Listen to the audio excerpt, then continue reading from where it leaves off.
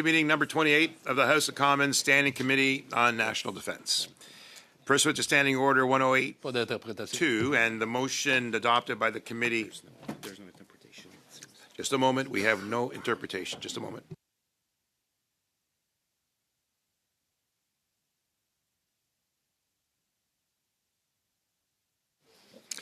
Okay, we're back. Pursuant to order, Standing Order 102-8.2 and the motion adopted by the committee on Tuesday, September 16, 2025, the committee is meeting to resume its study of the nexus between national defense, national security, and Canada's critical mineral sector. Today's meeting is taking place in a hybrid format, pursuant to the standing orders. Members are attending in person and remotely using Zoom application. Before we continue, I ask participants to consult the guidelines on the table. These measures are there to help prevent audio and feedback incidences to protect the health and safety of our interpreters. I'd like to remind witnesses and members, please wait until you're recognized by name before speaking. And if you wish to speak, please raise your hand. And for members on Zoom, please use the hand raise function. And the clerk and I will manage the speaking order as best we can. And for interpretation, use your earpiece and select the appropriate channel. As always, all comments should be addressed to the chair. I'd like to welcome our witnesses. We have Wendy Hayden, Assistant Deputy Minister, Policy Industry. And from the Department of Natural Resources, Isabella Chan, Senior Assistant Deputy Minister, Lands, Minerals Sector. I would like to proceed with the witnesses with an opening statement of 5 minutes each. Wendy, why don't you start us off? Thank you so much, Mr. Chair. Merci, Monsieur le Président, ainsi qu'à vos membres de comité. Thank you, Chair, and thank you to the members of the committee for inviting us to participate in the very important work of your committee. In my opening presentation, Canada's critical mineral assets represent an economic and industrial advantage for Canada, recognized in the Defence Industrial Strategy. Second, our critical minerals can play an important part in our own defence industrial supply chain. And third, we are also working at NATO to establish mechanisms for Canada's critical minerals to be part of an allied supply chain. So starting with the economic advantage, every country is grappling with how to ensure strategic independence for their supply chains, and Canada is no exception. You may have seen that the Defence Industrial Strategy Pillar 4 is focused on exactly this topic of supply chain security. What sets Canada apart, though, is that we are the supply chain in many ways. We don't have to find raw materials, we have them right here. We need to access, process, and make it easier for our materials to get to market, all of which we have started thanks to Isabella and her department's help, and we intend to do more of. Specifically, the Defence Industrial Strategy focuses on localizing production and strengthening domestic manufacturing. La stratégie industrielle de la défense engage The Defence Industrial Strategy commits Canada to taking the necessary measures to ensure a national supply of key raw materials, in particular steel, aluminum, and critical minerals. The Defence Investment Agency will play an important role in these procurement processes, as well as in negotiating long-term storage and purchase agreements. Second point, Canada's defence sector, as you know, is an important contributor to the economy, with close to 600 firms supporting over 61,000 jobs, contributing $7.4 billion to GDP in 2022 across the defence value chain. The defence sector in Canada is one of the most research-intensive industries in the country, with companies investing heavily in innovation. In 2022, the sector spent $440 million on research and development, more than 3 times the intensity of Canadian manufacturing overall. It also employs a disproportionately high share of science, technology, engineering, and mathematics talent, giving Canada a strong advantage in developing and securing its defense supply chains. La stratégie industrielle de défense définit... The Defence Industrial Strategy defines 10 sovereign capabilities and 32 subcategories, which together constitute Canada's defence demand signal. These are areas where Canada has both operational requirements and genuine industrial potential. Across all of these areas, we can leverage our critical minerals advantage and align it with the strategy's guiding principle: build, collaborate, buy. I would wish to mention, first, emerging quantum classical chips increasingly rely on materials like germanium, which can become superconducting when small amounts of gallium are added. This enables superconducting and semiconducting components to operate on a single chip, complementing silicon in next-generation quantum systems, which are outlined as a sovereign capability in the DIS. Another example is space launch. As the government announced last week with investments of $183 million for sovereign space launch, we are set up with a lease agreement and collaboration with 3 innovative companies to deliver light lift payloads to outer space within 2 years.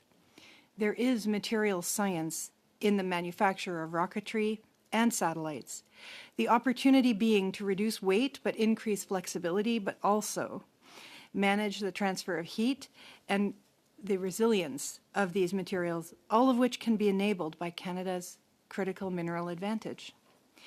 Through the Defence Industrial Strategy, Canada can apply its programs, policies, and scientific strengths to support the industries that create a military advantage and, at the same time, strengthen Canada's broader economic position. I'll close on our participation in the allied supply chain. We are advancing critical minerals and defense with our allies through a high-visibility project at NATO, the North Atlantic Treaty Organization, specifically on stockpiling defense critical minerals. This was launched in June 2025 and will help facilitate access to a sufficient supply of defense critical raw materials such as lithium, titanium, and rare earth elements. It will help make NATO less vulnerable to supply shocks and reduce reliance on external providers. Canada is taking a leading role in negotiations on an MOU to establish a coordinated allied framework, which we hope will be agreed this year. 12 allies are supporting us in this work. While I mention allies, je reviens tout juste d'une visite en France. And in fact, I just returned from a visit to France, to the UK, and to Belgium. Our allies consistently emphasize that access to critical minerals for the defense sector is now an operational requirement for their armed forces. The urgent demand for secure, scalable, and diversified supply of critical minerals for defense needs. They are eager to partner with us. They are already seeking secure supply chains and Canadian projects.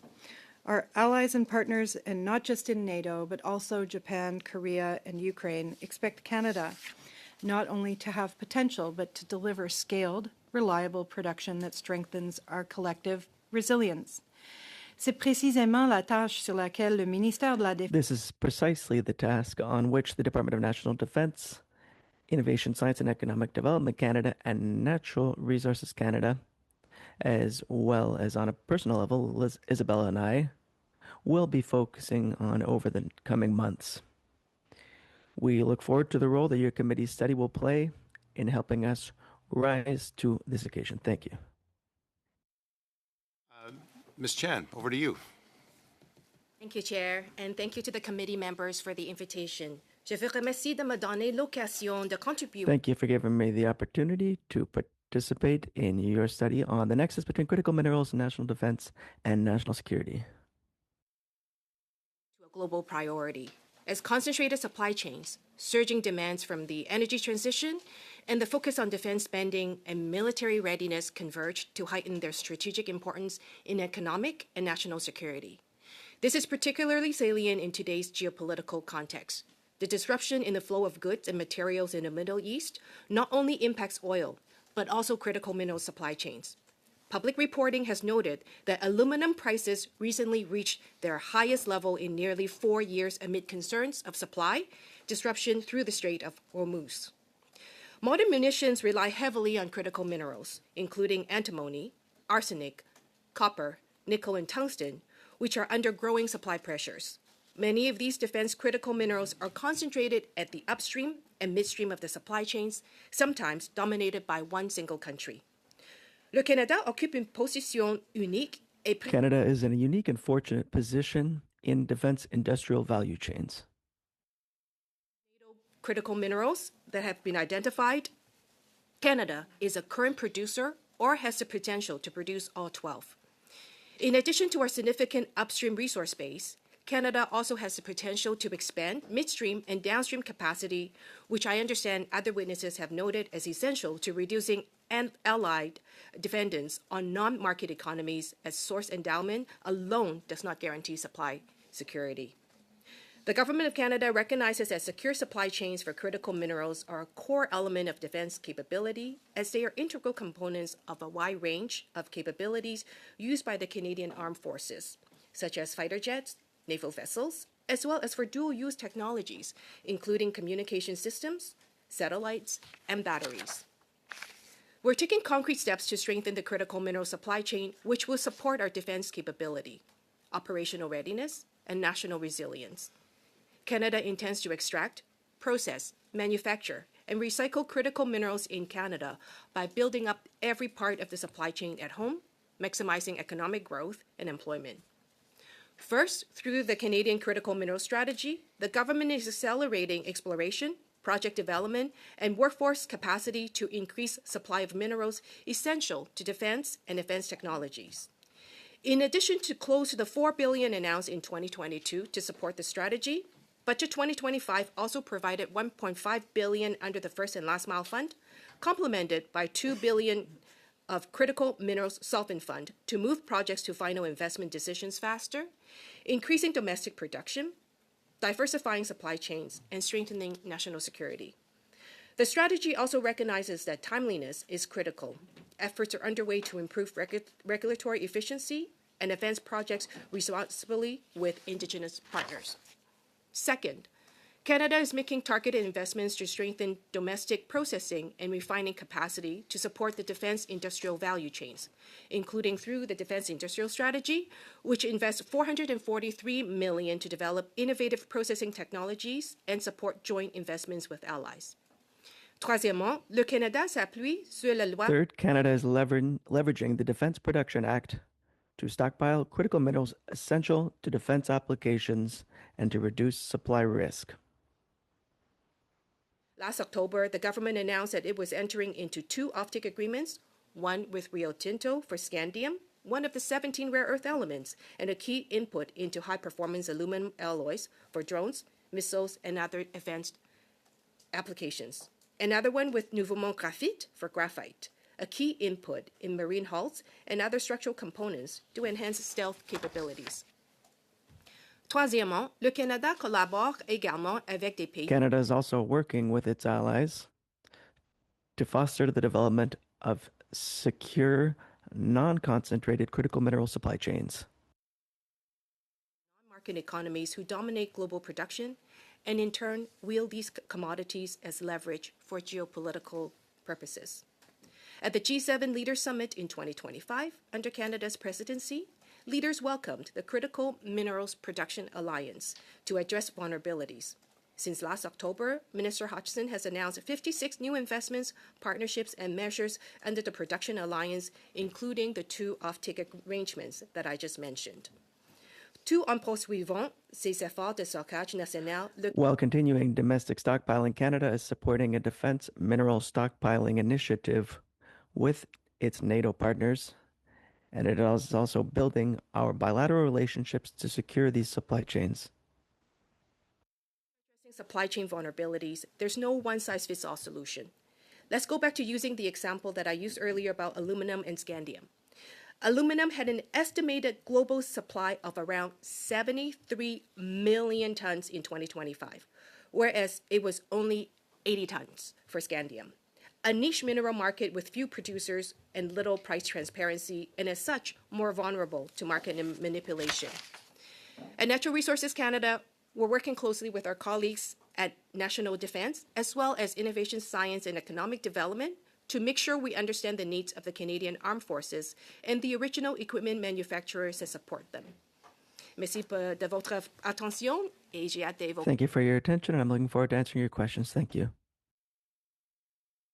We're going to go through our first round of questions at 6 minutes each, and we'll start off with Mr. Anderson. Thank you very much. I'm going to start with a statement. When Conservatives looked to the North under Stephen Harper, we saw opportunity for jobs, for Indigenous partnerships, and for Canada's long-term prosperity.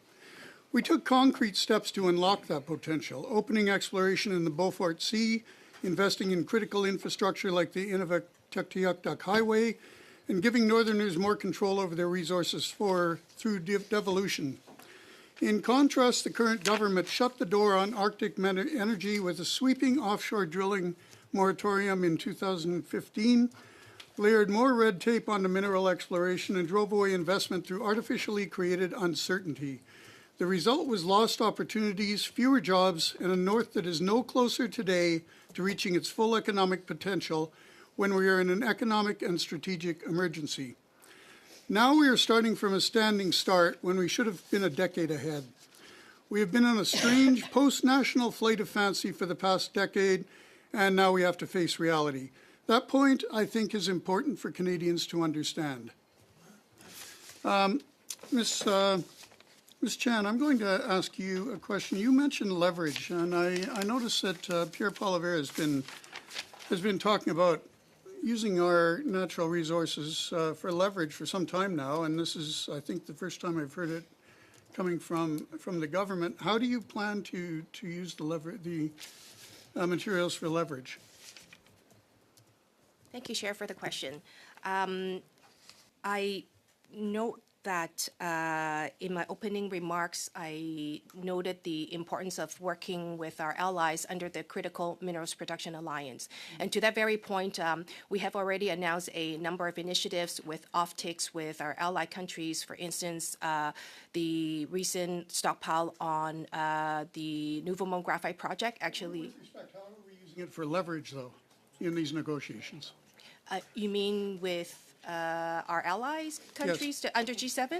Yes. Well, one is that we are positioning ourselves as a trusted supplier. From that standpoint, we are accelerating a number of our projects to ensure that we actually are able to be a supplier some of the dominated critical minerals. For instance, scandium. We are one of the few producers outside of China that's able to produce scandium. I would note too, we are one of the only projects that actually is able to produce natural graphite in North America. Mm-hmm. So from that perspective, we're positioning ourselves, one, as a trusted supplier, two, is to actually work with allies to understand their demands, and to my colleague Wendy's point about working with NATO as well, to understand their demands and then matching them up with the supply chain that we're trying to diversify. So in other words, we're going to get something for this. We're not quite sure how yet. Well, I would look at it from two perspectives. Number one is the delay in some of our projects is actually the investments needed to get to final investment decision. And from that perspective, with some of our allies able to put forward some of the offtakes, it actually supports the acceleration of projects coming online. Another perspective to this is in order for us to actually diversify the supply chain, which is what we've done under the G7 Critical Minerals Action Plan, we're able to actually work with our allies to look at and understand what are some of the niche critical minerals markets. And to my very point about some of these markets, the volume is so low that is not a number of projects need to come online. It's actually the right near-term projects that need to come online to actually secure the supply chain and diversify. Okay. And based on your experience, and this question is also from Ms. Hadwin here, and it may be, in fact, to you. I don't know. You can decide between the two of you. Based on your experience, what immediate actions should the federal government take to restore confidence among mining investors who currently view Canada as closed for business? Thank you for the question, Mr. Chair. On the 12th of March, the Prime Minister announced $32 billion of investments in the Arctic, and that included some infrastructure for airfields, hangars, ammunition fuel facilities, buildings, equipments, warehousing, IT, general support, and roads. This is infrastructure, and that's great, but how are we going to restore confidence among investors who look at the legal and the environmental red tape that's tangling these investments? How are we going to attract them frankly, and let them know that there's certainty in what they're doing? I will. Thank you for the question.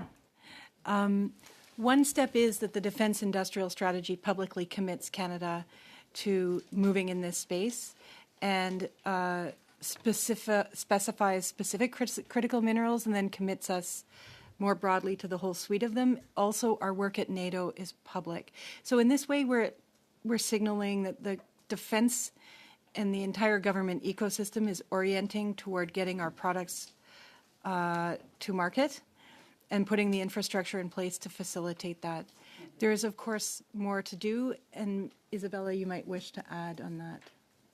Yeah, so I would approach, Chair, this question in a number of elements. First and foremost, investors are looking for regulatory certainty, and from that, and acceleration as well. So from that perspective, we are working with our provincial and territorial partners to look at one project, one review.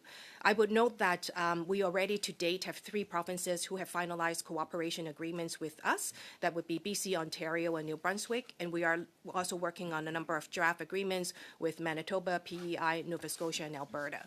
So regulatory certainty and acceleration is one aspect to which we are attracting foreign investment, as well as private investment domestically. Another one is the creation of the MPO, the Major Projects Office, which its intent is to accelerate projects to making a final investment decision. Thirdly is I would look at it from the perspective of federal investments into the mining sector. So we have announced the First and Last Mile Fund, which builds on the success of the Critical Minerals Infrastructure Fund. So there's been a number of investments made to ensure that projects not only get the support they need when it comes to infrastructure, that they're also able to take that investments and get to final investment decision faster. And then I would note that the First and Last Mile Fund, along with the Critical Mineral Solvent Fund, are also additional tools that's been announced that we're able to use to support co-investments also, either with other solvent countries or with our private investments as well. Thank you, Ms. Chan. Ms. Raminato, up to 6 minutes. Thank you, Chair, and through you, I'd like to thank the witnesses for being here this morning. My first question, I will start with Ms. Hadwin. My apologies if I didn't say that correctly. Ms. Chan mentioned the current conflict in the Middle East, so I'm going to focus a little bit on that. In light of that current conflict and the disruption to global energy flows, what does this moment tell the Department of National Defense about the importance of resilient domestic supply chains for both energy inputs and dual-use minerals when planning for Canadian Armed Forces readiness and allied commitments? Question. The current situation underlines all the more that the government has direction to diversify our trade relationships and to invest in rebuilding, rearming the Canadian Armed Forces is going in the right path. The opportunity is for us to go a little faster. And in terms of that, you mentioned in your opening remarks, and I want to make sure I say it correctly, you mentioned that not only are we part of the supply chain, we are the supply chain because we actually have these critical minerals and the capacity to produce and to export. Because NATO has published a list of 12 defense critical raw materials, from the defense industrial planning perspective, how is the Department of National Defense thinking about which of those materials matter most to Canada's own capability needs and where Canada can make the strongest contribution to allied supply chains? Thank you for the question. We are looking at exactly this. So first of all, I would like to say that when we prepared this defense industrial strategy together with all our partners inside government, we began by benchmarking against 17 other defense industrial strategies around the world just to see what it looks like, because this is Canada's first ever document of such a type. We read 17 and we found that everybody has something about supply chain, but we were the only country in a position to go so far as to say we are identifying these particular minerals of advantage and we are going to invest in getting them produced, processed, and to market. This puts us in a really unique leadership role, which we've translated into our leadership at NATO.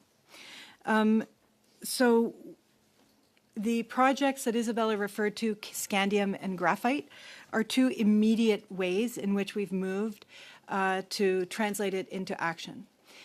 When it comes to how the Canadian Armed Forces will integrate our own supply of raw materials and processed and so on into our equipment, this is some work that we're starting right away to identify, first of all, which capabilities will benefit from a domestic supply chain. And in this respect, I would say the Defense Industrial Strategy highlights a build, partner, buy methodology. And so when we are building in Canada, we have the chance to incorporate Canadian metals and minerals in the supply chain. And so we will be making every effort to get that to happen quickly where we have the product, aluminum and steel being obvious places to start. But then down the line, and the reason I mentioned quantum and space launch is that we see opportunities there as well. So actually, on that note, just last week I was visiting Reaction Dynamics, which is in Longueuil. It's one of the companies that receive some of the funding. So, great company. My next question will be for Ms. Chan. We often focus on primary extraction, but resilience also means redundancy. How important is reprocessing and recovery from byproducts and waste streams, especially for rare earths and other defense-related minerals, to Canada's long-term security and competitiveness? For the question, I would say this is actually a very important part of building out the whole supply chain, because you could imagine that to actually get a greenfield mining project online, it actually takes, according to S&P Global, 20 years from exploration to actually the mining development and be in production. So from that perspective, we are looking at multiple parts of the value chain. So number one is looking at some of these byproducts. So I note that, for instance, the byproduct of zinc processing would be germanium, gallium, and antimony, which are all used in defense applications, dual use as well. And then also we're looking at recycling. So, for instance, we also now have, cyclic materials, which is actually a recycling of rare earth elements. So that way, we're not waiting for greenfield mining projects. We're looking at also the recycling capability as well. So then that way, we can get some of these projects online faster and be able to supply the supply chain in a shorter timeline. So in that regard, obviously, if we have the access to these waste or byproducts from our mining, it is obviously much cheaper to be producing and refining those byproducts than trying to identify additional deposits of critical minerals. Is that correct? I would say generally that's correct in that you're basically bypassing some of the upfront investment needed to get a greenfield mining project online, which requires much enabling infrastructure. But the other end of the spectrum here is the need for technology. So, for instance, to actually extract from, let's say, tailings for some of the byproducts, it actually requires a technology to be proven. So there's a number of pilot projects that we have started to look at how we can actually extract from tailings or from a recycling perspective. Thank you. Thank you. Thank you, merci. Monsieur Savat-Tremblay, 6 minutes. Merci, Monsieur le Président. 6 minutes. Thank you, Chair. Thank you to our witnesses for being here and for their words. I'd like to first of all know which critical minerals are currently extracted in Canada but sent abroad to be processed. And anyone can answer the question. I assume both of you are able to do so. Étant donné que on a plusieurs minéraux. Given that we have many critical minerals produced here in Canada, and given that we don't have enough facilities to process them, there are critical minerals sent abroad to manufacture products. So I can provide a list afterward. Is one where I would say there's actually a much production out of our Pacific coast that is sent over to Asia for processing. Merci. Mais dans la stratégie canadienne, In the Canadian strategy, donc qui remonte à 2020, critical minerals, and this goes back to 2022, and also the G7 action plan, we see mention the government's willingness to better develop processing. So can you tell us what's been done since then? It was announced 4 years ago, so where are we in this today? And does this affect defense? And perhaps your colleague would be able to answer. Does it affect defense? Or is it more clean tech, windmills, etc.? Just to be clearer, I'm going to answer you in English.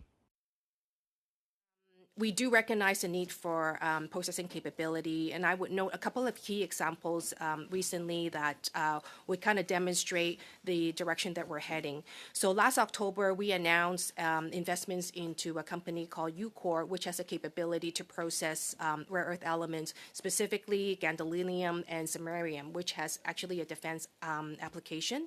I would also note that we are also most recently collaborating with the province of British Columbia as well as Alberta to look at copper smelting capability to actually build up that processing that we could build up in the West Coast. So those are just some of the examples by which we're looking at how to build up our domestic capabilities when it comes to the midstream, I call it, in the value chain. The issue is that when it comes to midstream processing, many of these segments are actually not profit making. The margin in terms of making profit is not high. And as such, without much government intervention investments, they actually would not necessarily get into a final investment decision. Wendy? Merci beaucoup pour la question. Thank you for the question. As for the national defense component, for a number of years, the government has identified the fact that it's necessary to emphasize the importance of critical minerals, but it's only been for 1 year that we've been able to have the necessary funding and approach in this area in terms of national defense needs. Of course, we started with graphite and scandium because it was possible to start these projects. And so we need to start where things are possible. In our opinion, we need to choose our priorities. And so here are the 10 sovereign capabilities in the document. And we'll move forward with them in the context of projects like space launch that we talked about. And then we'll be able to identify what our next priorities will be.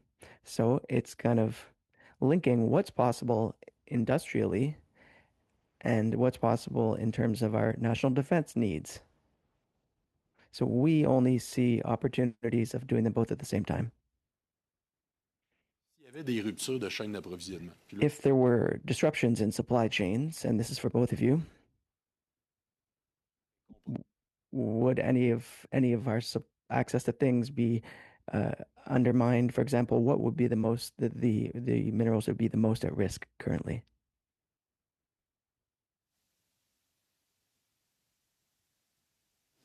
Merci, Monsieur le Président. J'ose commencer. Thank you, Chair. Let me start by saying that we are currently observing risks associated with all our supply chains in real time.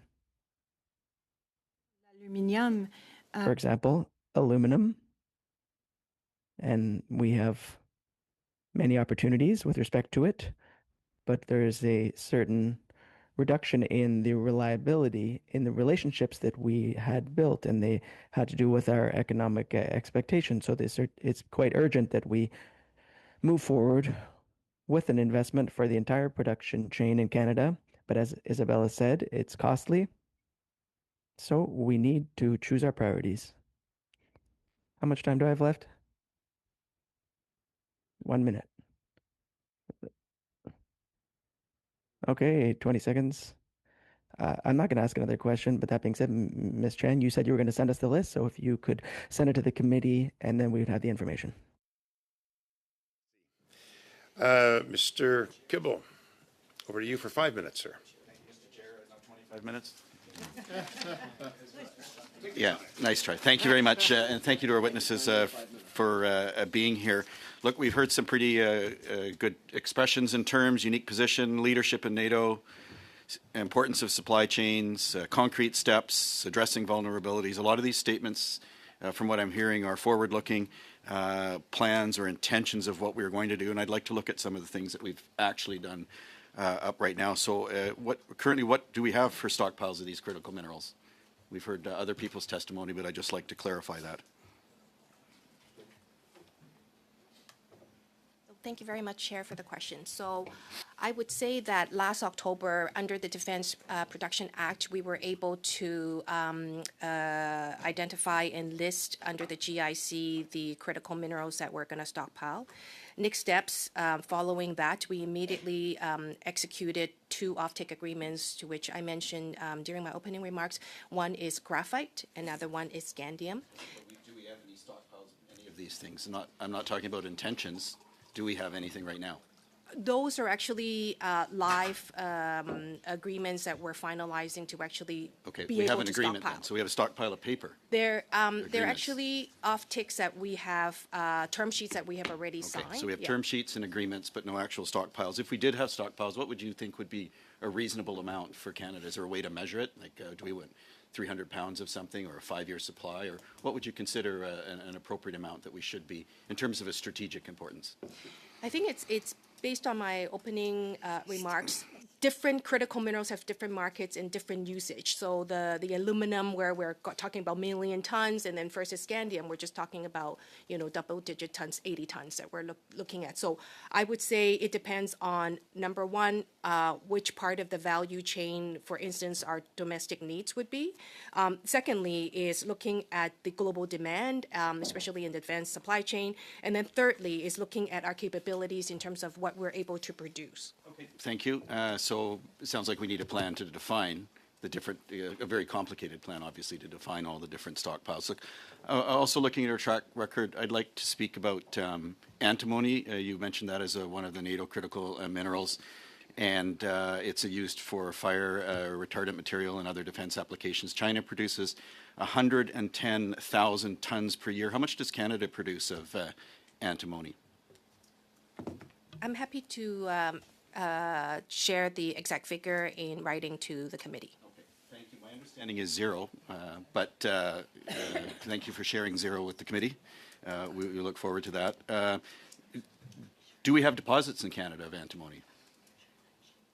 So as I Just yes or no. Do we have deposits here? yes, we do. We do. Terrific. Thank you. And do we have a mine for antimony in Canada? We have the potential of mining projects that could be developed. Okay. But more importantly, antimony is actually a byproduct of zinc processing, so it can be also produced that way. We do have a mine, in fact, at Beaverbrook in Newfoundland. Is that correct? It is not currently in production right Well, now. that was my next question. So, yeah, could you know who this, so it has been producing antimony. It's no longer producing. It's been shuttered. Can you tell me who owns that mine? I'm happy to submit that to the committee. Okay. Well, I'll share with you that it's China Minmetal Company, which is a state-owned, Chinese state-owned company, and they've decided to shutter it, and now we don't produce this. So it sounds to me, and maybe you could help share, how do we protect Canadian resources that are being controlled and leveraged against us? And we're saying, hey, we want to leverage these critical minerals. We have this critical mineral. We don't produce any, and we've let a foreign state company shutter our operations. What steps has the government, obviously hasn't taken any so far, and this is a bit embarrassing, but what steps are we going to take going forward to protect? And I'm just using this as one example of a critical minerals because it sounds like a complete failure to me. What are we going to do? How are we going to fix it? Thank you very much, Chair, for the question. I would say that there's a number of ways in which the government takes action. So number one would be under the Investment Canada Act, which is under the Minister of Industry. Number two is we are also working with our provincial and territorial colleagues as well. One of the initiatives underway is to look at the various jurisdictions in terms of their Minerals Act to modernize and to update for instance, the mineral claims regime to ensure that the domestic interests or sovereign interests are protected. Mr. Kibble. Again, that Mr. sounds Kibble, like Mr. Kibble, plans, Mr. Kibble. nothing that's Your come to 25 fruition. minutes, man, are up. Oh, 25. Sorry, Mr. Chair. I appreciate your generosity. Thank you. Ms. La- That flew by. Ms. Lapointe, 5 minutes to you. Thank you. Ms. Chan, we've heard throughout this study that critical minerals are no longer just economic commodities, but actually to be considered a strategic asset. In the current context with Iran war-driven energy, volatility, and continued supply chain pressures, how does NRCan assess the link between critical minerals security, energy security, and national security? Thank you very much, Chair, for the question. So NRCan continue to look at the various intersections when it comes to national security and economic security from the perspective of, one, looking at the vulnerability within the supply chain. So when we think about which critical minerals actually are over 90% coming from one country, and looking at what are some of the near-term projects we can bring online faster, what are some of the brownfields that we can actually think about developing. So we actually go through that exercise pretty regularly, and also using our various tools to support them. So I've already mentioned earlier the use of the Critical Minerals Infrastructure Fund. I would also like to note that there's also the Global Partnership Initiative, which is a program whereby we work with our allies to actually co-invest in projects or actually leverage some of the technologies that are available in other countries. So I bring to mind the Focus Graphite project, whereby it's actually a Ukrainian technology that we're adopting for graphite purification. And so those are kind of some of the tools that we look at, and we also continue to ensure that we accelerate where we can. We become the trusted supplier where we have projects that are coming online. NATO has now a list of 12 defense critical raw materials. Looking at that list, where does Canada already have real production or credible project potential? And where are the strongest opportunities for Canada to deepen its contribution to allied supply chains? So maybe for the record, the 12 are aluminum, beryllium, cobalt, gallium, germanium, graphite, lithium, manganese, platinum, rare earth elements, titanium, and tungsten. So I would note that aluminum, germanium, cobalt, graphite, platinum, lithium, are all, titanium as well, are all critical minerals that we already produce. I would note that we definitely have capability to scale up our gallium production. We also have capability to scale up our cobalt and germanium production in the near term as well. For the ones that we do not have current production, we have the potential to produce them.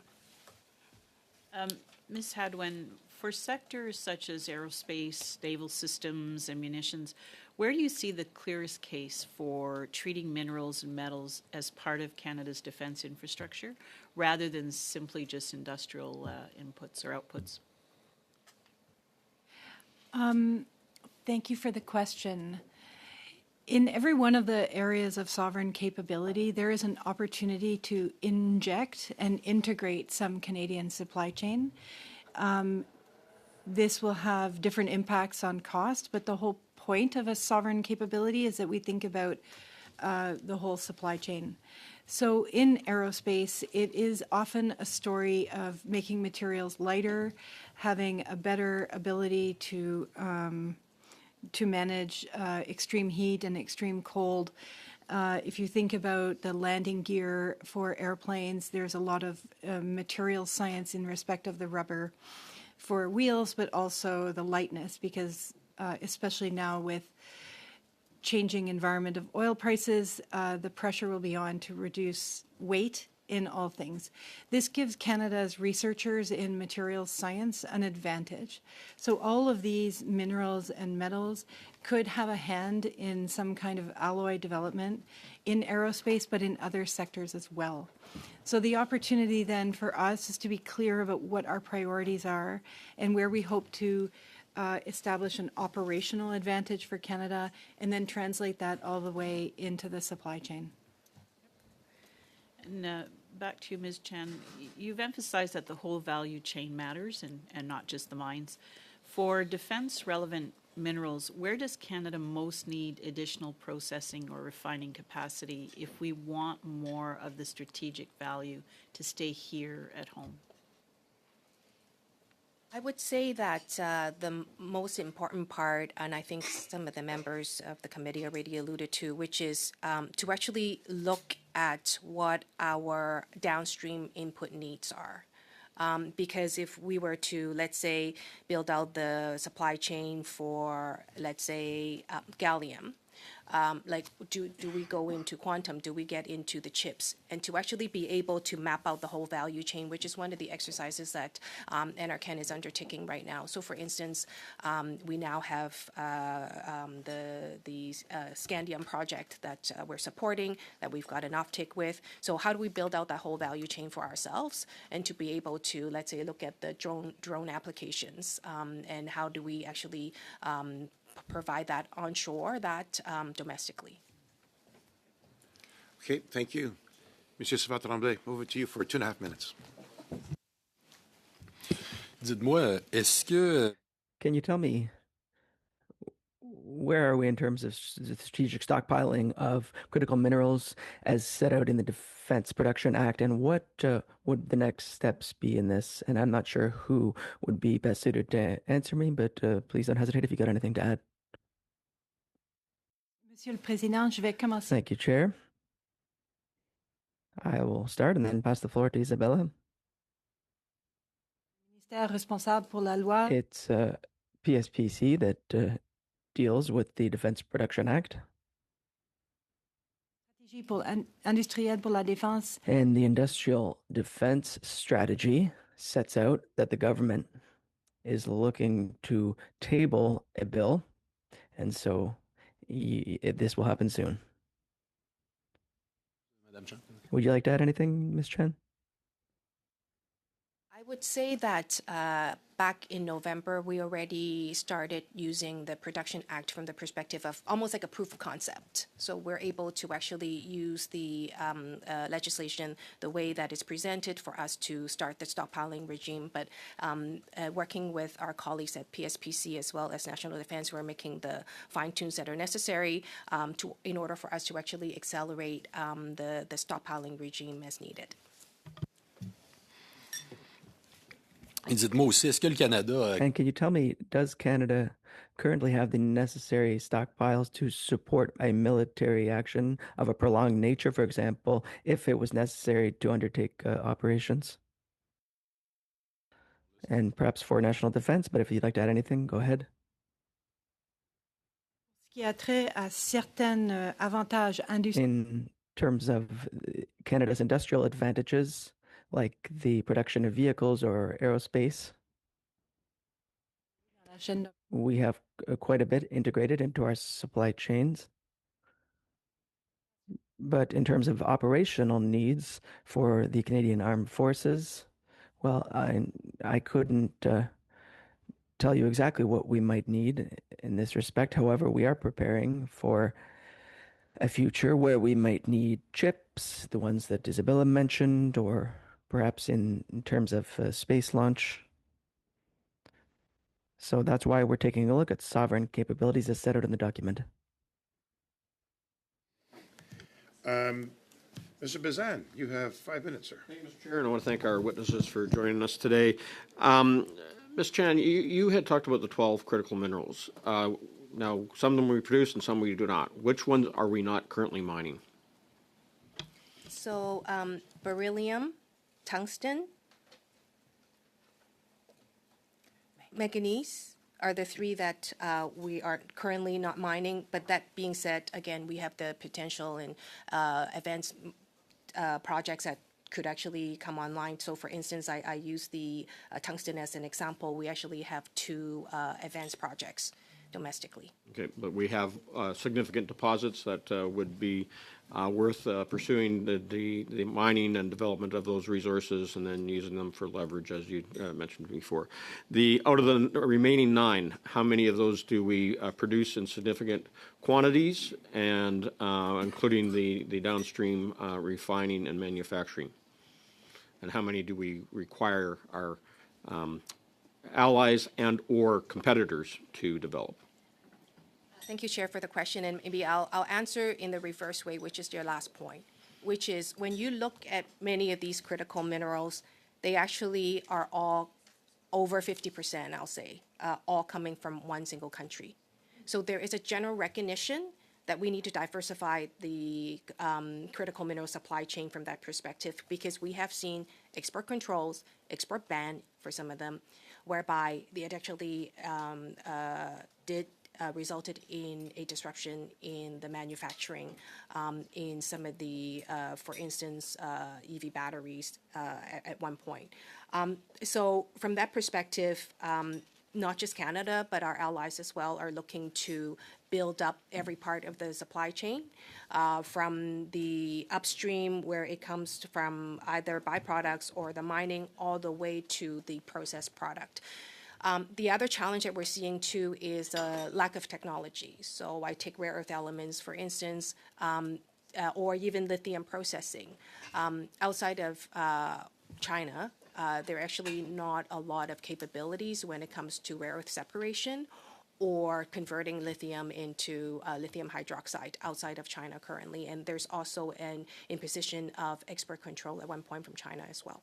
Okay, we talked about direct foreign investment, but also that includes from non-state or non-market states like the People's Republic of China. And as Mr. Kibble pointed out, there is a mine that's been shuttered in Newfoundland currently that is one of the critical minerals identified by NATO. Now we know also that I believe that one was called China Minerals, I think is the name of that company.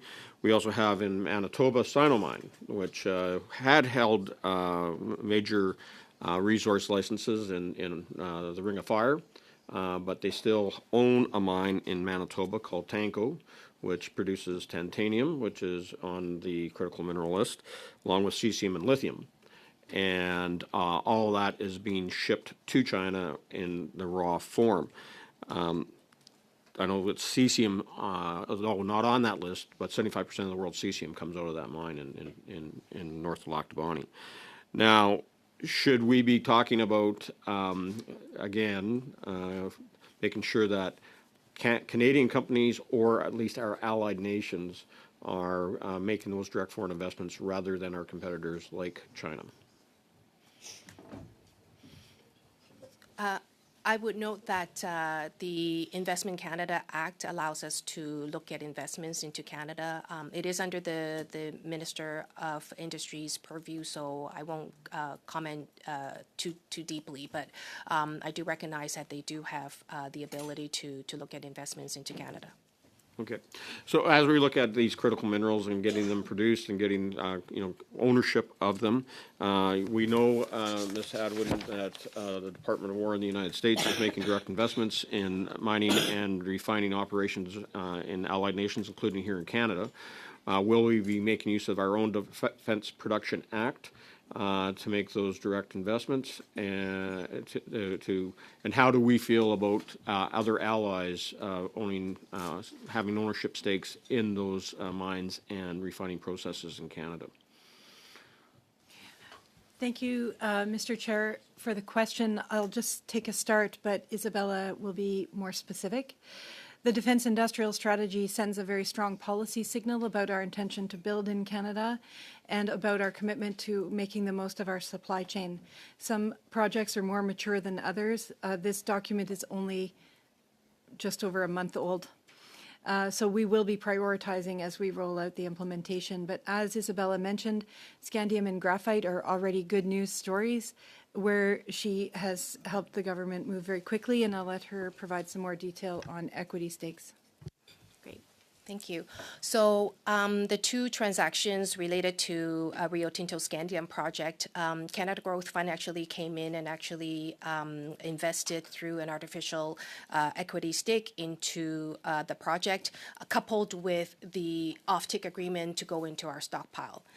Similarly, the graphite project was an equity stake from Canada Growth Fund with the defense stockpile as the offtake. With the announcement of the Critical Minerals Sovereign Fund, we do expect that we would actually look into more investments to ensure the best value for the investments that we make to not just the upstream processing, but as well as the midstream. Thank you, Mr. Chair. Mr. Mellette, you have 5 minutes, sir. Thank you, Chair. Just for a little clarification on some of the points that have been raised here, I would note that 2009, the sale of that Beaverbrook mine that's come under a bit of discussion here today, was in fact sold under the leadership or under the prime ministership of Prime Minister Harper. We also might note that Inco and Falconbridge were both sold to foreign interests under former Prime Minister Mulroney. So these historic off sales are nothing new, I would take. I would like to direct my first question then to Ms. Chan. We heard a statement that presupposes that there is no international interest in investing here. Could you clarify that, or do we in fact have international investment, and if so, where and in what particular areas as they pertain to them? Yeah, thank you, Chair, for the question. Maybe to just give an illustration of the example of foreign interest in Canadian critical minerals projects, I would refer to the 56 now in total of the announcements made under the Critical Minerals Protection Alliance that included offtakes from a Belgian firm, offtakes from Japanese companies, as well as a number of EU member states as well. So there is, to my point earlier, recognition to the need to diversify the supply chain and ensure that trusted allies who are suppliers can actually bring their projects online. Great. My next question then would be for both Ms. Hadwin and Ms. Chan. Canada is strong in extraction, but is still developing in its processing capacities. What concrete steps would you say are being taken to build refining capacity domestically? From a strategic point of view, the Defense Industrial Strategy positions us to support with a defense partnership, which could be everything from funding to collaborating to deploying where it makes sense, all of the resources that we might need to take advantage of this supply chain opportunity that we have in Canada. This is new for us, of course.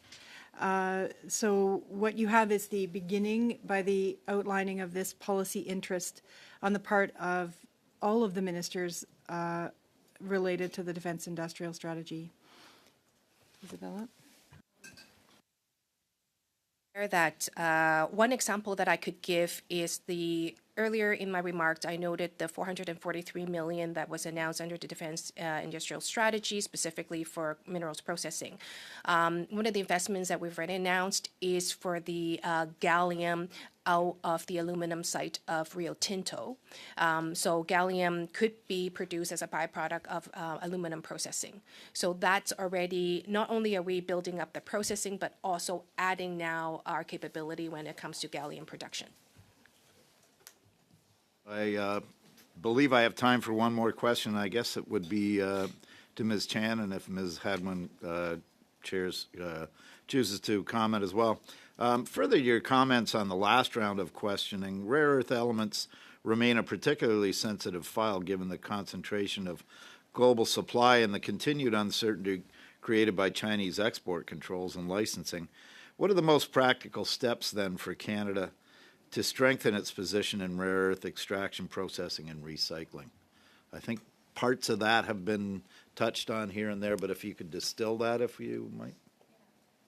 So I would say we're putting in efforts to every part of the value chain when it comes to mines to magnets, I'll call it. So number one is we have a number of greenfield mining projects that we have invested in. I note Torngat, Defense Metals.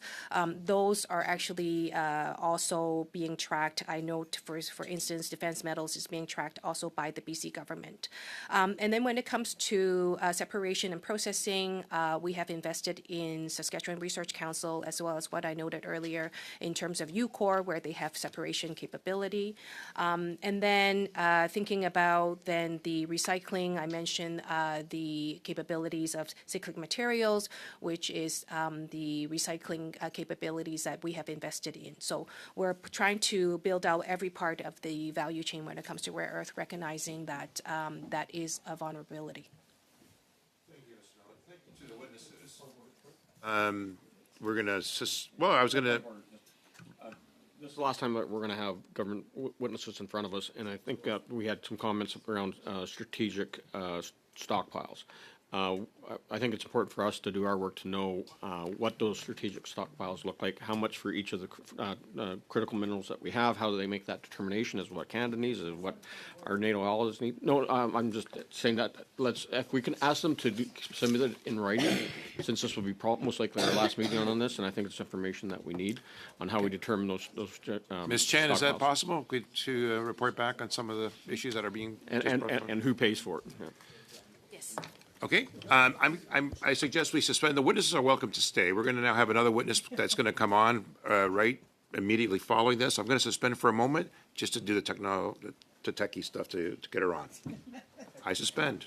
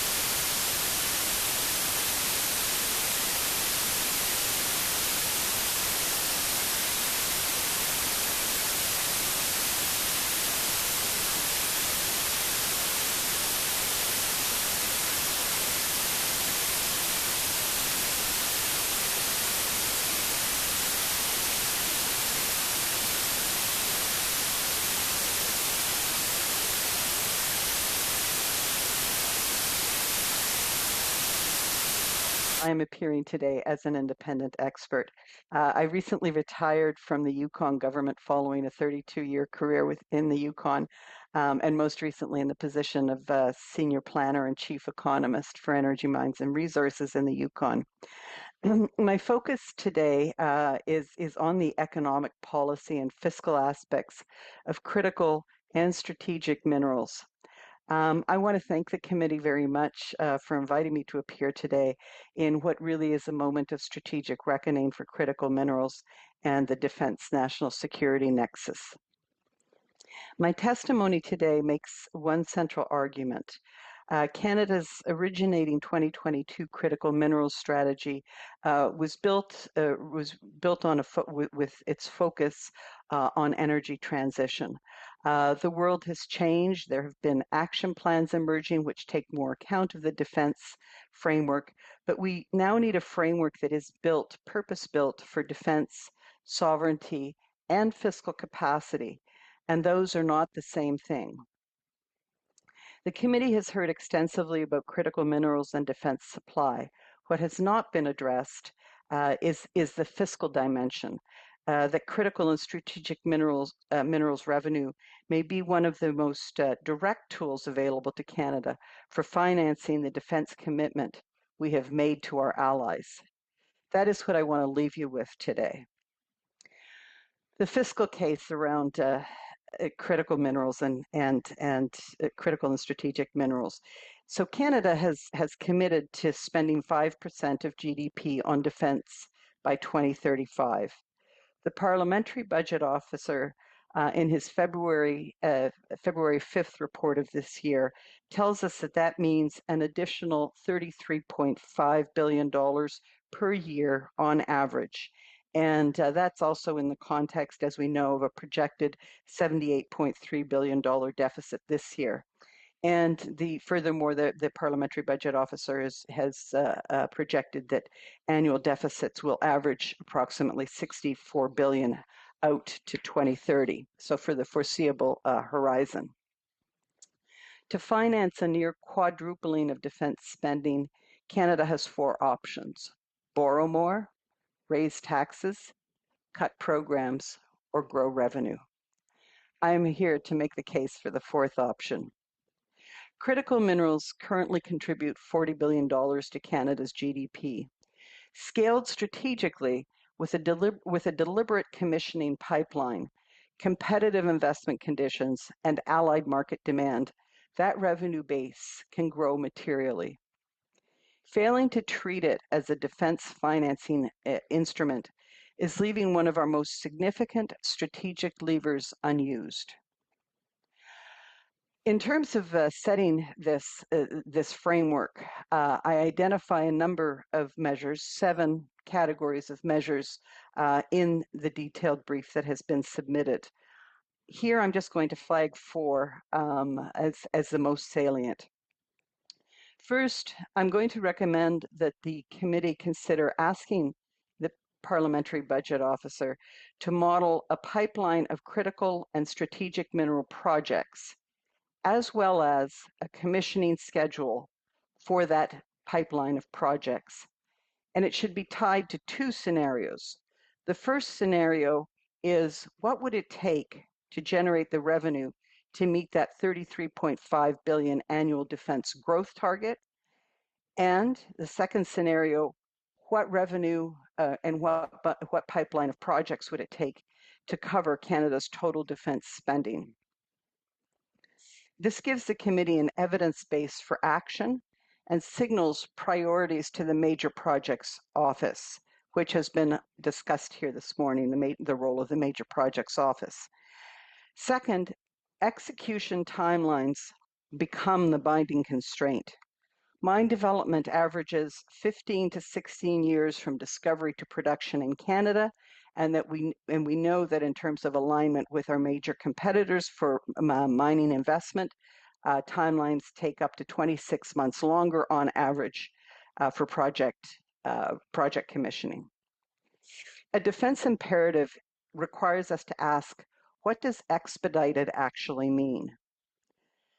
Federal-provincial equivalency agreements, some of which are underway, pre-assessment scheduling, and AI-assisted regulatory databases are some of the tools that I cover in more detail in the brief as measures to really improve or that it will align with the new definition of expedited.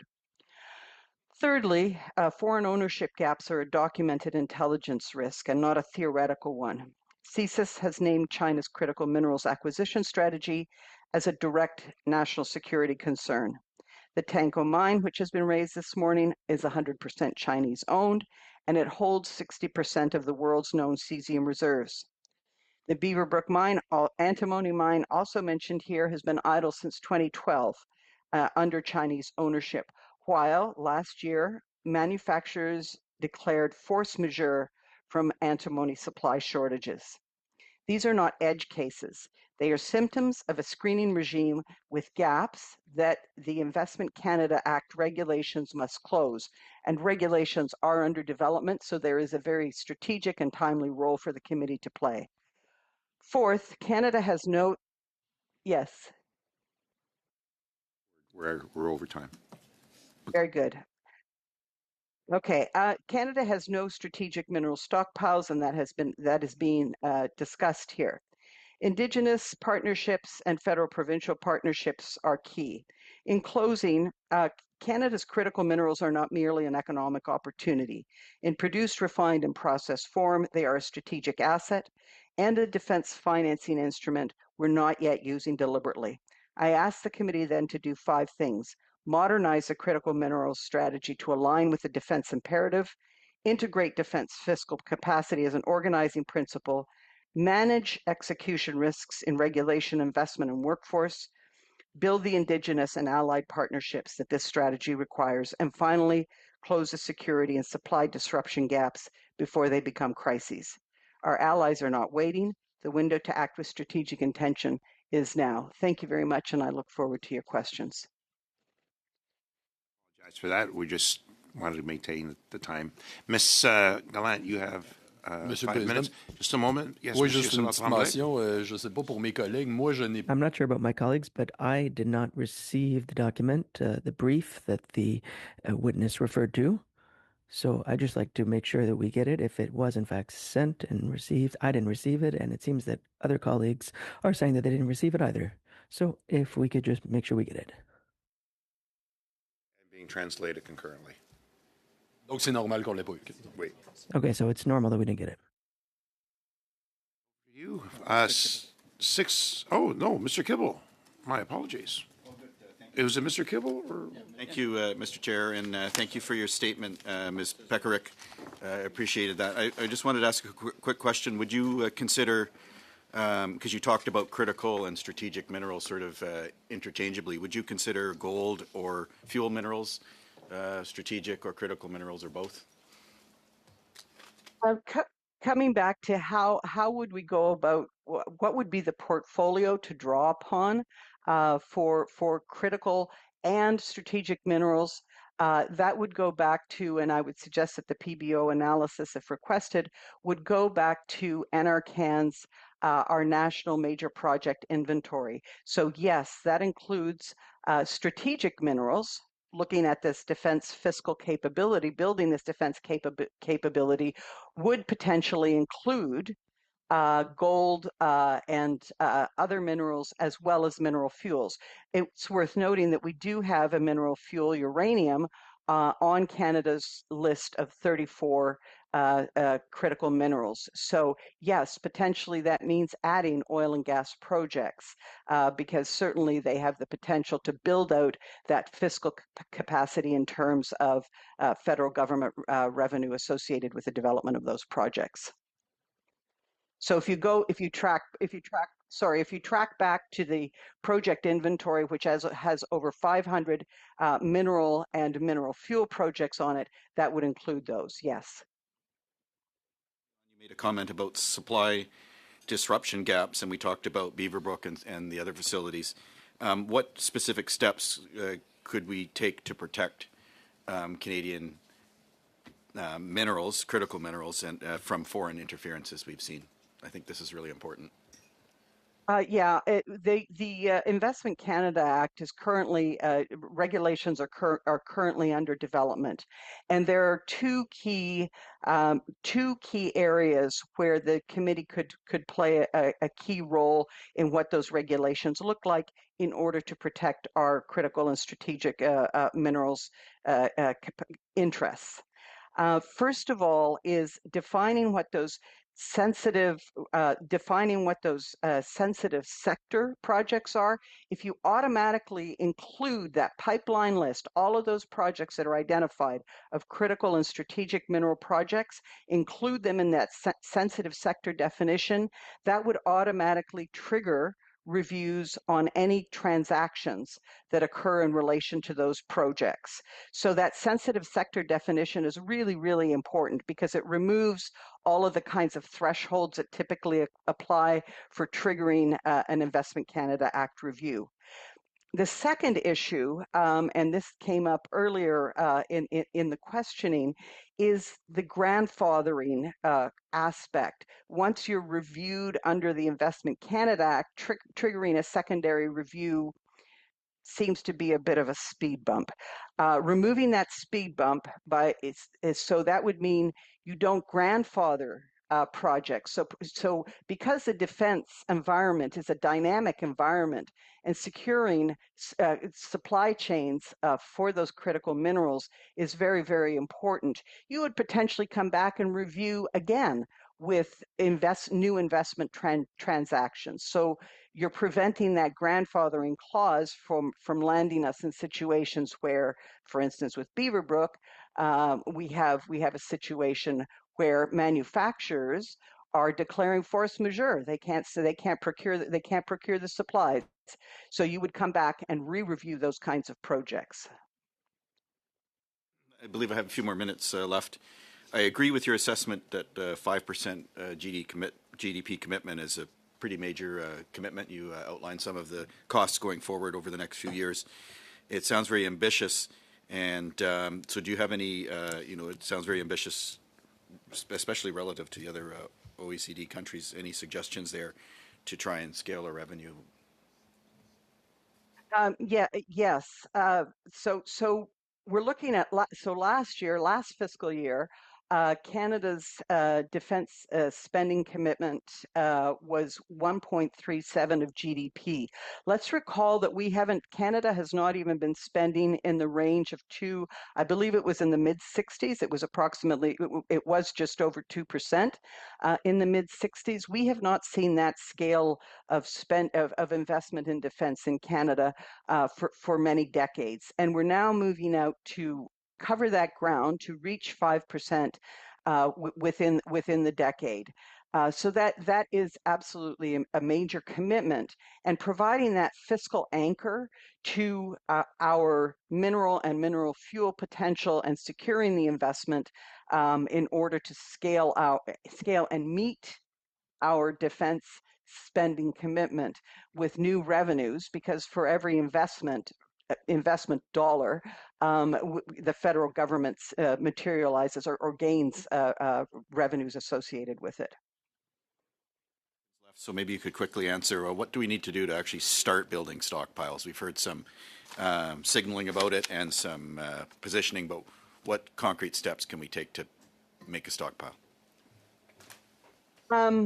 Well, we have the authority under the Defense Production Act. Whether there's further modernization that is legislatively required, but I think really a really key role is what NRCan, it looks like, is going to do, which is to model out what do we need? What do we actually need to do with across our allies or within the allied community? We're looking at scaling defense spending and investments, and building out the capacity for defense. So that background analysis from NRCan is going to be really, really important to set those. What is it that we need, and potentially that needs to be set in legislation or in regulation. Correct. Mr. Kibble. Mr. Watchorn, you have 6 minutes, sir.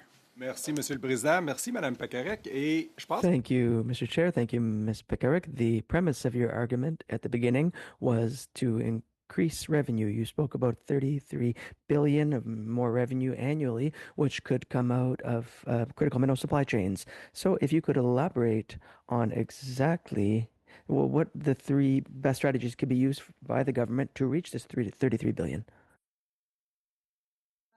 So what I'm proposing is that the committee ask the parliamentary budget officer to go back to that. We have a project list, and it is the national inventory. Provinces and territories identify the major projects that are advancing, and we have 500 projects on that list. Whereas the major projects office right now has only been referred 15, and last week there were three new projects added. So covering that ground, the parliamentary budget officer would take a screen on those 500 projects and say, these are the projects we need to see to investment. These projects need to be commissioned. And furthermore, the schedule, we need to see this schedule for final investment decisions and for, frankly, shovels in the ground on these projects in order to reach that target. And that is the analysis that the parliamentary budget officer can provide to the committee. Thank you very much. And I'd like to have your opinion on the investment the government has just done in the Nouveau Monde graphite mine in Quebec. We've provided a certain amount of investments to increase graphite production in Quebec. So what do you think about this investment done by the government? I'm not going to comment specifically on that project because I'm not sufficiently familiar with it to offer anything right now. I can follow up in writing, but certainly Canada's participation and the federal government has set up some measures in order to participate in an equity participation. Taking an equity stake in some of these projects. That is a potential role for the government. There is another role that potentially the government could take, which is when it comes to those very critical minerals. There could be actually, when we're talking about processing and refining, potentially there's a role for government to have a minimum processing requirement, because we are trying to build within Canada, because we are trying to build out, as opposed to shipping offshore, to try and build our processing and refining capacity. That could be potentially a strategic role for government to take, and potentially that could be done under the Defense Production Act, without pretending to be an armchair lawyer, but that's potentially something that can be done under the Defense Production Act. Thank you. So in the same vein, in Quebec, we have the good fortune of having a copper supply chain through Glencore, which owns the Horn Foundry and the CCR mine. So do you think if the provincial government in Quebec decides to not move forward with the investment, that the federal government should get involved in protecting our copper industry in Quebec? Potentially there is a role, and certainly that seems to be what the Defense Production Act was envisioned to do, is that defense imperative, and which is exclusively a federal responsibility, of course, because resource management, the constitutional division of powers, makes it a partnership ideally, and there's room for collaboration and for this defense imperative to have more work done at the Council of the Federation and at the Energy and Mines Ministers Conference. Those are critical forums for building this cooperation. Monsieur le Président. Mr. Chair? Mr. Savard-Tremblay? Merci, Monsieur le Président. Merci. Thank you, Chair. Thank you, Ms. Pekarik, for being here and for your presentation. I look forward to reading your brief. And we know that things are not easy in the north. So there's the issue of distance. There's the populations are not very large. There are costs that come about as a result of this distance. And also, we don't have the most developed infrastructures in the north. And you can correct me if I'm wrong. And there's also the climate which is not accessible to everyone. Does all this mean that there are significant obstacles to developing critical minerals in this region? Yes, there are. There are also opportunities. Canada's geological endowment is unparalleled. However, we do know, and research going back 10 years that was completed by the Mining Association and PDAC indicates that the cost of commissioning a project in the north can be up to 2.5 times more expensive to complete in the north. And Canada has committed, earlier towards a number of commitments in terms of infrastructure development, and we've seen a recent articulation of further commitments to infrastructure development. But when it comes to infrastructure, as with the mine project reviews themselves, we see delays that we're going to have to get at this definition and the measures to expedite infrastructure development. As an example, you touched on that point in terms of getting at the infrastructure development, it needs to happen in a timely way because we actually have commitments from the federal government for resourcing infrastructure development that are getting delayed or stranded because there isn't the execution on getting those infrastructure developments done. So yes, it's very, very important, but execution is critical. Mettons qu'on avait un horizon. So, if we were talking about a 10-year timeline, what kind of investments would be necessary to reach these goals? I wouldn't be able to quantify. It would depend on the basket of projects and which projects are approaching final investment decisions and which projects are getting through the assessment and regulatory process, and also backtracking to what the priorities are that are being priorities and opportunities that are being identified by NRCan through this screen that they're going to be applying. It's very specific, but there are nodes, there are areas that are already identified. Certainly in the Yukon, we have specific areas in the east of the Yukon, in the west, in the gold fields, and to the Casino mine project, which potentially is a copper, molybdenum, tungsten project, which has become much more strategic given the current defense imperative. Je comprends l'idée qu'il y ait une opportunité. And I understand the idea that there's an opportunity, but we know that a number of countries are producing more cheaply, for example, China. So can we really expect to see production that can compete? Is that reasonable? Is it possible? I will say that it's going to be critically important for us to look at not just escorting projects through our existing regulatory system, or assessment and regulatory system to make gains where we can, because we can only control what we can control. The federal government does have control over how it fulfills its management function in relation to assessment processes, and provinces and territories manage it in relation to resource management. So making gains, and there are a lot of things that can be done that are not particularly new, and we already are seeing some effort to have an equivalency. Right now, we have two assessment processes: the federal process and the provincial processes. So making those equivalencies across so that you only have one assessment process, that's something that's known and that can and should be done. Other things like the kind of, and in the Yukon, we actually have only one assessment process, but our timelines are no better and perhaps even scale upwards compared to other parts of the country.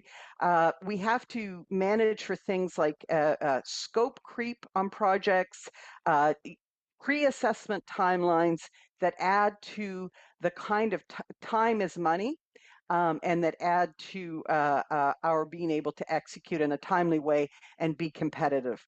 One other recommendation that I have provided is to further ask the Parliamentary Budget Officer to do a sensitivity analysis on that bundle of that pipeline of projects that will look at how sensitive are those projects to investment. Very much to your question, to tax measures, the capital cost allowance, or to taxes, excise taxes, things like the industrial carbon tax. How do we compare, for instance, to Australia, to other investment destinations, where we're also looking for partnerships on critical mineral supply. But we also, of course, are competitors for investment dollars with places like Australia. In some areas, of course, you mentioned China. We're not going. There are some areas in which we are not going to compete because of our labor standards and so on. Ms. Gallant. Canada's never been able to achieve the economy of scale to make processing here profitable. What do you see has changed? That will depend on our production and potentially our ability to incentivize investment and to do the research and development. One of your previous witnesses talked about the investments in research and development, opportunities for reprocessing. Those are the kinds of things that potentially allows us to get us to sufficient scale for refining and processing. And those strategic investment arrangements with our allies in the minerals partnership, which includes a 12-nation partnership, and Canada was a lead on. That's a strategic place to look for those kinds of opportunities. Mr. Basili say the real financial benefit is the the IP developed for extraction and processing. Do you know if any Defence and Research Development Canada, anyone is working on the IP for extraction and processing? Yes, I did listen to Mr. Balsley's testimony, and this is a more universal issue with Canada protecting IP. Mr. Balsley is very well placed through lived experience on the consequences of not having a strong IP. IP is integral, protecting our IP for refining and processing, and for the scientific and technological development that precedes it is critical to the whole ecosystem or ecosphere.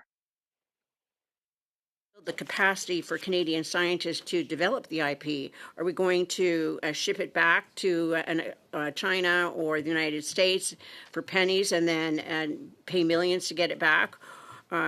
Or are the regulatory restrictions going to change? I'm sorry, Ms. Gallant, I missed the first part of your question. Capacity for Canadian scientists to develop IP. Or are we just going to continue doing what we've always done, getting the ore, shipping it to China, paying more to get it back?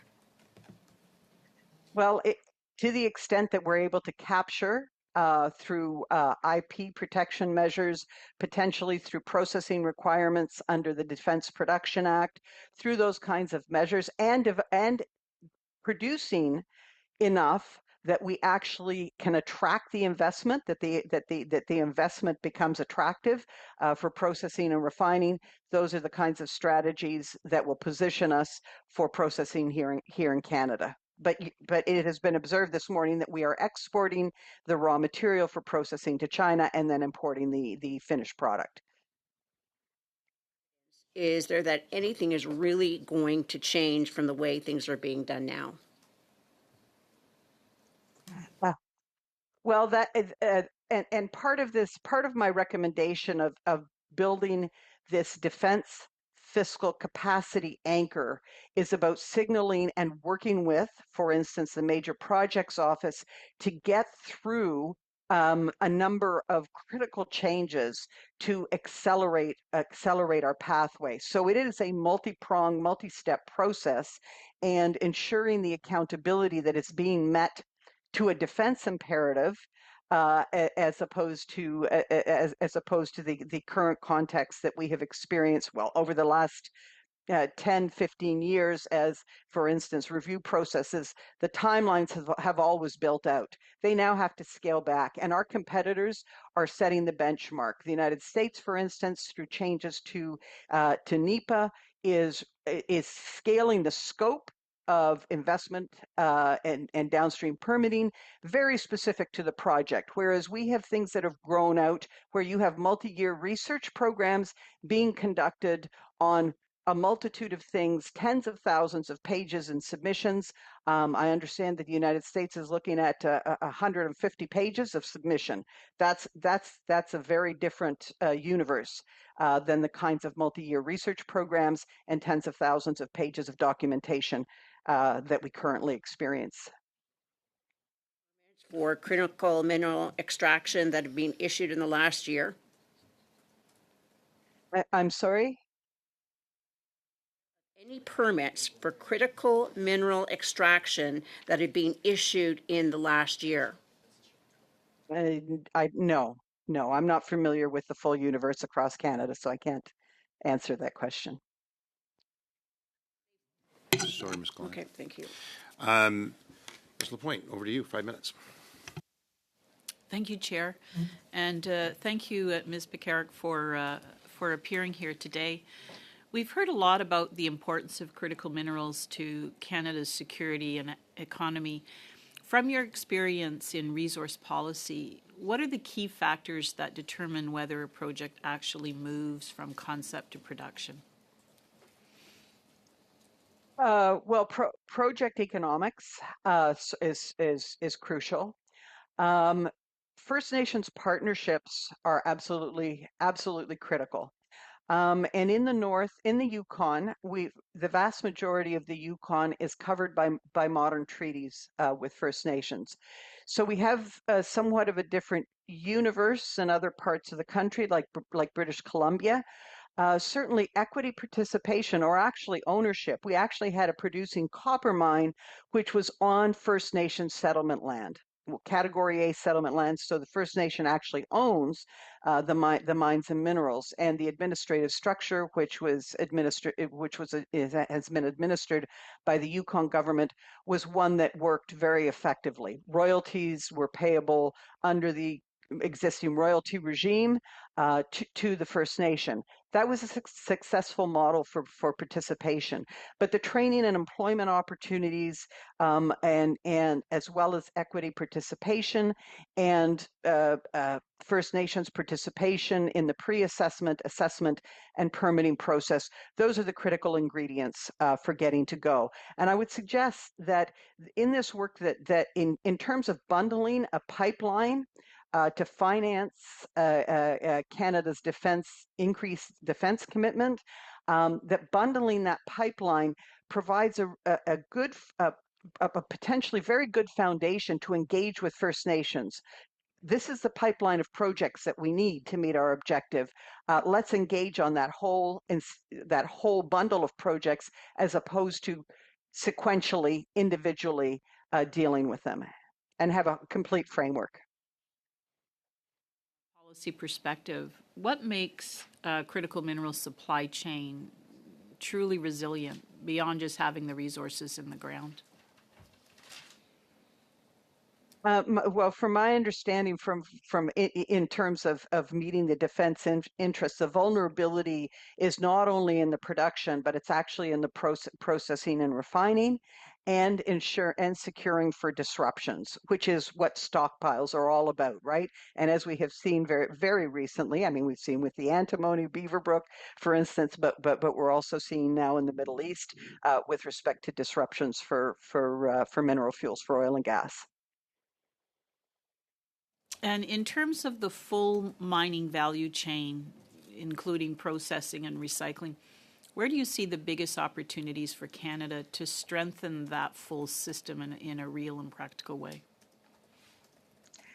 Well, I think that these are being touched on in these hearings, that along the value chain, there are many opportunities. There are opportunities in academia and research and development, in technology and commercial deployment. So there are many steps along that value chain. So reprocessing of tailings is certainly it's much closer at hand. For instance, there are going to be some potentially some complexities that that are not the same as greenfield developments present, but they may be more timely. So there are many opportunities in mapping that universe, and NRCan, they have that role and that function to map all the projects in Canada, and now potentially remapping them around the defense imperative is the next step for NRCan.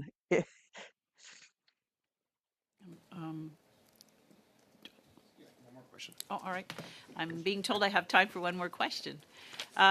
We're certainly seeing an increasingly uncertain global environment.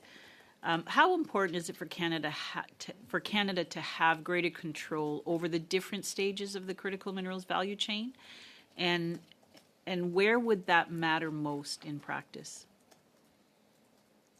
Well, I think as your colleague across the floor was alluding to, the processing and refining, because I believe it's 70% on average located in China for processing across the spectrum of critical minerals, is a key factor. So simply producing the raw materials or simply producing the minerals or the concentrates is not sufficient.